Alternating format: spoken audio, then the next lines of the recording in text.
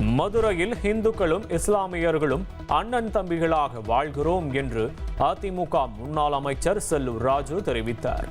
மதுரையில் செய்தியாளர்களுக்கு பேட்டியளித்த அவர், திருப்பரங்குன்றத்தில் தீபம் ஏற்ற கோரி பாஜக மற்றும் இந்து அமைப்பினர் நடத்திய போராட்டத்தில் அதிமுகவினர் கலந்து கொள்ளவில்லை என்றும் தெரிவித்தார்.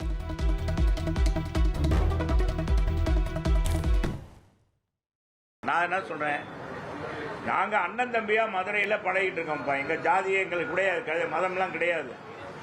இதுல என்னன்னா, இந்த அரசாங்கம் இந்த தேர்தல் நேரத்தில் இதை ஒரு மத பிரச்சாரமாக எடுத்துக்கொண்டு செய்யறாங்களோ என்ற சந்தேகம் வருது. அதிமுக பிஜேபிக்கு சப்போர்ட், மதவாதத்துக்கு சப்போர்ட் அப்படின்னு.